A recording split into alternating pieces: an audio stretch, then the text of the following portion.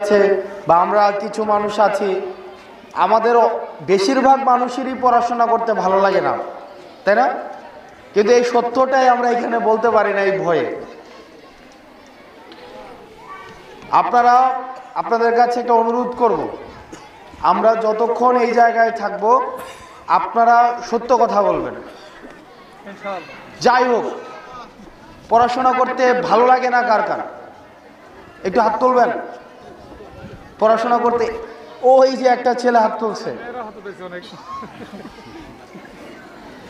দেখেন আমরা এই দুনিয়াতে যে ছোট ছোট ভয়ের কারণে আমরা সত্য থেকে পিছিয়ে যাই।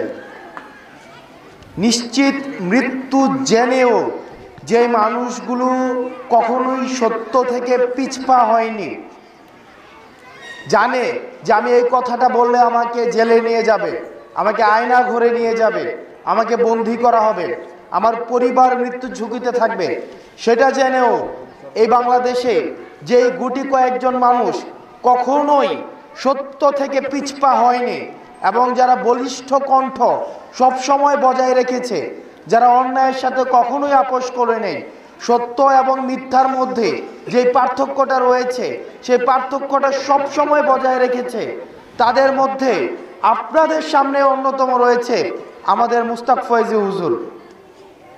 আমরা উনাদেরকে উদাহরণ হিসেবে নেই। আমার মনে আছে প্রত্যেকটা একদম আমরা যেহেতু প্রান্তিক পর্যায় থেকে উঠে আসছি, আমাদের মায়েরা উনাদেরকে আইডিয়ালাইজ করে আমাদেরকে ছোটবেলা থেকেই, আগে তো এখন হচ্ছে ইউটিউবে ওনাদের ভিডিও দেখেন, আগে ক্যাসেট পাওয়া যাইতো, আমাদের মায়েরা বাবারা গ্রামের মধ্যে এই যে টিভি ভাড়া করে, ক্যাসেট ভাড়া করে ওনাদের ওয়াজ আমাদেরকে শোনাইতেন। অর্থাৎ আমরা এই যে দীর্ঘ একটা সময়ে যেসব মানুষ হয়তো পদের জন্য, মৃত্যুর সাথে কম্প্রোমাইজ করার জন্য, হয়তো ভালো একটু থাকার জন্য যারা সত্য এবং মিথ্যা ভুলে গিয়েছিল, তাদের থেকে ব্যতিক্রম যারা মৃত্যুকে সামনে রেখে সব সময় সত্যকে প্রকাশ করেছে, মুস্তাক ফয়েজি হুজুরকে আমাদের এই তরুণ প্রজন্মের পক্ষ থেকে সব সময় অকৃত্রিম কৃতজ্ঞতা প্রকাশ করি। এবং আমরা বলতে চাই যে আমাদের এই যে সাহস, আমাদের যে এই নির্ভয় একটা অকুত ভয় একটা বিষয় রয়েছে, এটা কিন্তু এমনি এমনি সৃষ্টি হয় নাই। আমরা ওনাদেরকে দেখেছি যে এই বয়সে এসেও যে ক্ষমতাকে কিভাবে প্রশ্ন করতে হয়, এই ক্ষমতাকে প্রশ্ন করার এই চর্চাটা উনাদের মধ্যে আমরা দেখেছি এবং এটি আমাদেরকে অনুপ্রাণিত করেছে। আপনারা যারা আজকে পরীক্ষা দিবেন, আমি দাখিল পরীক্ষা, আজকে ওনাদের হচ্ছে শেষ ক্লাস ছিল, আজকে ওনাদের হচ্ছে যেটাকে আমরা বলি ফেয়ারওয়েল প্রোগ্রাম, এই প্রোগ্রামের পরে হচ্ছে ওনারা হচ্ছে দাখিল পরীক্ষা দিবে এবং জীবনের আরেকটি স্তরে ওনারা উন্নতি হবেন। আপনাদের কাছে অনুরোধ থাকবে, জীবনে অনেক কষ্ট যাবে, অনেক এমন সময় আসবে যে মনে হবে যে জীবন থেকে মৃত্যুটাই হচ্ছে শ্রেয়, আমার মৃত্যু হইলেই ভালো ছিল। দেখেন কোরআনের মধ্যেই কিন্তু আছে যে নিশ্চয়ই কষ্টের পরেই রয়েছে সুখ। কষ্ট আগে নাকি সুখ আগে? নিশ্চয়ই কষ্টের পরেই রয়েছে সুখ। এখন এই কষ্টটা আমাদেরকে অতিক্রম করতে হবে, সেটা কিসের মধ্য দিয়ে? সালাত এবং ধৈর্য। আমাদের সালাত এবং ধৈর্যের মধ্য দিয়ে হচ্ছে আমাদের এই কষ্টের সময়টা অতিক্রম করতে হবে। জীবন অনেক পর্যায়ে আসবে, আপনারা বড় হবেন কিছুদিন পরে, পরবর্তী ধাপে আপনারা হচ্ছেন যাবেন। জীবন অনেক সময় মনে হবে যে আমরা হাল ছেড়ে দেই, জীবন আমাদের জন্য হচ্ছে জাহান্নাম হয়ে গিয়েছে। দেখেন জীবন তাদের জন্যই জাহান্নাম হবে যারা মৃত্যুকে জীবন থেকে বেশি প্রাধান্য দিবে, এবং যারা মৃত্যুকে জীবন থেকে বেশি প্রাধান্য দিবে তাদের দুনিয়াতে আর কোনো ভয় তাদেরকে আটকায় রাখতে পারবে না। তো সুতরাং এই যে ভয় ভীতি, এই যে জীবনে ছোট ছোট কষ্ট, জীবনের ছোট ছোট বাধা মনে হবে এখনই আমাদেরকে মেরে ফেলতে পারে, আমরা হয়তো একটু সত্যের সাথে একটু আপোষ করি, আমরা একটু অন্যায়ের সাথে আপোষ করি, দুর্নীতির সাথে আপোষ করি, এগুলো করা যাবে না। কারণ এগুলো হচ্ছে দুনিয়াতে ছোট ছোট পরীক্ষা এবং এই কষ্টগুলোর মধ্য দিয়ে আমাদের যেতে হবে, কারণ এই কষ্টগুলো অতিক্রম করার পরেই আমাদের রয়েছে সুখ। এখন যারা কষ্টকে এগুলোকে বরণ করতে চায় না, যারা এই কষ্টের মধ্য দিয়ে যেতে চায় না, তারাই হচ্ছে কি দুনিয়ার সুখটাকে বেছে নেয় এবং তারাই হচ্ছে ক্ষতিগ্রস্তদের অন্তর্ভুক্ত। আমরা কি সাময়িক সুখের জন্য ক্ষতিগ্রস্তর অন্তর্ভুক্ত হব, নাকি আমরা কষ্টের মধ্য দিয়ে গিয়ে আমরা স্থায়ীভাবে আমরা কল্যাণকামীদের অন্তর্ভুক্ত হব? আমাদের এই স্থায়ী কল্যাণের মধ্যে অন্তর্ভুক্ত হতে হবে। সেই জন্য যারা আপনারা পরীক্ষা দিচ্ছেন, দেখেন পড়াশোনা অনেক কঠিন জিনিস। পড়াশোনা আমার এখানে আমার স্যার উপস্থিত আছেন, উনি আমার কলেজ শিক্ষক। আমি নটর ডেম কলেজ থেকে এসে আমি স্যারের কলেজে এসেছিলাম। স্যার আমাকে বুঝাইছিল অনেক যে কি দরকার, তুমি হচ্ছে ওই ঢাকায় ভালো কলেজে পড়তে পারো, তারপর হচ্ছে তুমি বিজ্ঞান বিভাগে পড়তে পারো। তো স্যার দেখেছেন যে আসলে আমরা কি পরিমাণ পরিশ্রম করেছি আপনার, এবং এই পরিশ্রমের পরও একটা মানে স্মৃতি, স্যার হচ্ছে একদিন আমাকে টিসিইউ দিয়ে দিতে নিছিল, যে কলেজ থেকে আমার গার্ডিয়ান ঢাকায় নিয়ে এসে আমাকে কলেজ থেকে বাদ দিয়ে দিছিল, অলমোস্ট বাদ দিয়ে দিছিল ছোট একটা ভুলের কারণে। তো সেই জায়গা থেকে আপনাদের কাছে অনুরোধ থাকবে, অনেক পড়াশোনা করতে হবে, অনেক পড়াশোনা। আপনারা পড়াশোনার সাথে কম্প্রোমাইজ করেন না। যখন আপনি পড়াশোনা করবেন না, আপনি জ্ঞান ভিত্তিক হবেন না, আপনার তথ্যের ঘাটতি থাকবে, আপনি তখন ক্ষমতাবান যারা আছে তাদেরকে ফেস করতে ভয় পাবেন। কিন্তু আপনার পকেটে টাকা নাই, হয়তো আপনার বাবা অনেক বড় চাকরি করে না, হয়তো আপনি অনেক ভালো ফ্যামিলির থেকে আসেন নাই, কিন্তু আপনি নিজে মনস্তাত্ত্বিকভাবে সমৃদ্ধ, আপনি পড়াশোনা জানেন, আপনি তত্ত্ব এবং তথ্য নির্ভর একজন মানুষ, তখন সামনে কে আছে, এটা হইতে পারে ফেরাউন, হইতে পারে হাসিনা, হইতে পারে এই যে পৃথিবীতে আপাত দৃষ্টিতে সবচেয়ে ক্ষমতাবান মানুষ, তাদেরকে আপনি একবারের জন্য ভয় পাবেন না। সেজন্য আপনাদের যে কাজটা করতে হবে সেটা হচ্ছে প্রচুর পরিমাণ পড়াশোনা করতে হবে। পড়াশোনা কষ্টের, কিন্তু সেটাকে আমাদেরকে গ্রহণ করতে হবে। পড়াশোনা শেষে যে আনন্দটা, এই আনন্দটা পৃথিবীতে আপনি কোনো সুখ দিয়ে, কোনো অর্থ দিয়ে সেটাকে কিনতে পারবেন না। এজন্য যতই কষ্ট হোক আপনারা পড়াশোনা করবেন। এবং যারা মেধাবী শিক্ষার্থী আছেন, আপনারা পড়াশোনা করতে চান, কিন্তু বিভিন্ন অর্থনৈতিক সীমাবদ্ধতার কারণে হয়তো অনেকের পড়াশোনা হয়ে ওঠে না। যেমন আমি যেহেতু স্যারদের সাথে নিয়মিত আমার যোগাযোগ আছে, অনেক শিক্ষার্থী আছে, আমার ব্যাচমেটে অনেক শিক্ষার্থী আছে। আমি ছোট একটা উদাহরণ দিই, আপনারা গ্রামের পাশে, আমি গ্রামটা উল্লেখ করছি না, স্যার চিনবেন, সে ঢাকা বিশ্ববিদ্যালয়ে চান্স পাইছিল আমাদের কলেজের। সে চান্স পাওয়ার কারণে ওর বাবা খুব রেগে গেছে যে সে কেন চান্স পাইছে।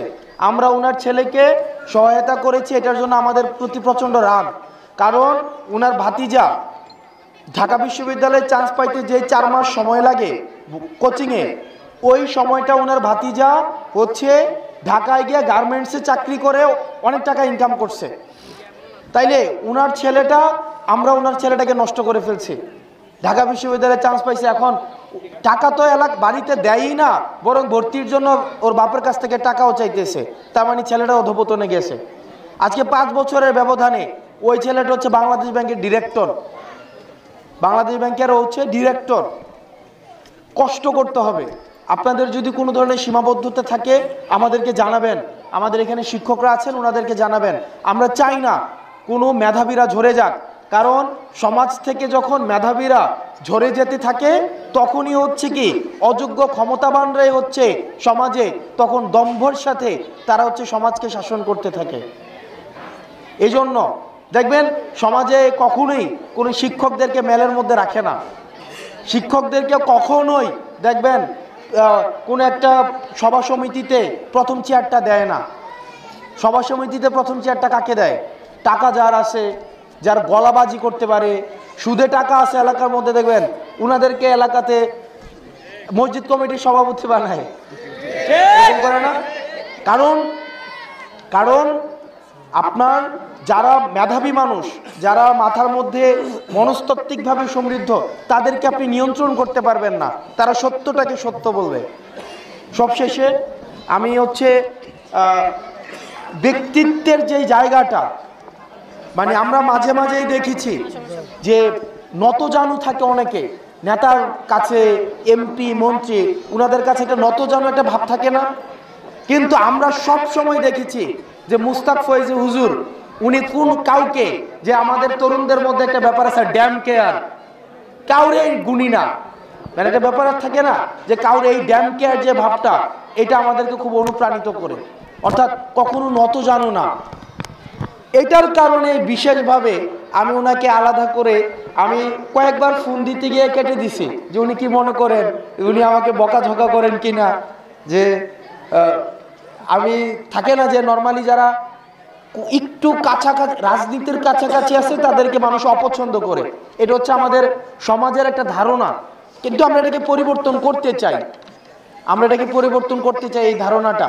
তা আমি অনেক দিন ফোন দিতে গিয়েও কেটে দিছি ওনার ফোনটা, পরে সাহস করে গত 2 দিন আগে ওনাকে সাহস করে ওনাকে ফোন দিছি, ফোন দিয়ে অনুমতি চাইলাম যে আপনার সাথে একটু দেখা করতে চাই, কিছু পরামর্শ নিতে চাই।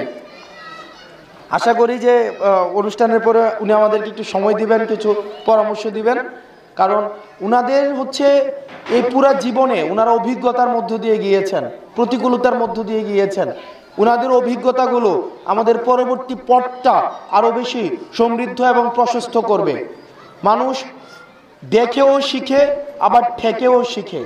আমরা হয়তো কিছু কিছু ঠেকে শিখবো, আর কিছু কিছু উনাদের থেকে আমরা দেখে শিখবো, উনারা আমাদেরকে বলে দিবেন। সর্বশেষ আপনারা বিনয়ী হবেন, আপনারা খুব বেশি বিনয়ী হবেন, বিনয় আপনাদেরকে অনেক বড় করবেন। আল্লাহ আমাদের জন্য দোয়া করবেন, আল্লাহ যেন আমাদেরকে সবাইকে সার্বিক কল্যাণ দেয়, আমাদেরকে যেন ধৈর্য ধরার তৌফিক দান করে, এবং দুনিয়াবি যত বিপদ থাকবে, আমাদের সূরা বাকারাতে আছে না যে আল্লাহ আমাদেরকে সম্পদ, তারপর হচ্ছে সন্তান, ফসলের ক্ষতি, এগুলো দিয়ে আল্লাহ আমাদেরকে পরীক্ষা করবেন, তাই না? এগুলো দিয়ে আমাদের পরীক্ষা করবেন, ফসলের ক্ষতি, সম্পদ, সন্তান, বিপর্যয়, এগুলো দিয়ে আমাদেরকে পরীক্ষা করবেন। এবং এই পরীক্ষা থেকে উত্তরণের উপায় কি এটাও আবার বলে দিয়েছেন। উত্তরণের উপায় কি? সালাত এবং হচ্ছে কি সবর, ধৈর্য এবং নামাজ। আল্লাহ যেন আমাদেরকে ইমানের উপরে, হকের উপরে, হালালের উপরে, আল্লাহ যেন আমাদের বিনয়ের উপরে আমাদেরকে সবসময় প্রতিষ্ঠিত রাখে। জীবনে অন্ধকার আসবে, জীবনে সবসময় এরকম রোদ থাকে না, মাঝে মাঝে বৃষ্টি হয় না, মাঝে মাঝে তো বৃষ্টি হয়, তাই না? কুয়াশা থাকে না, এই এরকম রৌদ্রোজ্জ্বল কি সবসময় থাকে? তাহলে জীবনটাও এমন, কখনো কষ্ট থাকবে, কখনো ভয় থাকবে, আতঙ্ক থাকবে, সবই থাকবে, কিন্তু দিন শেষে আমরা আমাদের সত্যের উপরে প্রতিষ্ঠিত থাকতে হবে। আল্লাহ যেন আমাদেরকে সবাইকে সত্যের উপরে প্রতিষ্ঠিত রাখেন, আমাদের জন্য সবাই দোয়া করবেন, আল্লাহ যেন আমাদেরকে সবাইকে কল্যাণ দেয়। আসসালামু আলাইকুম ওয়া রাহমাতুল্লাহ।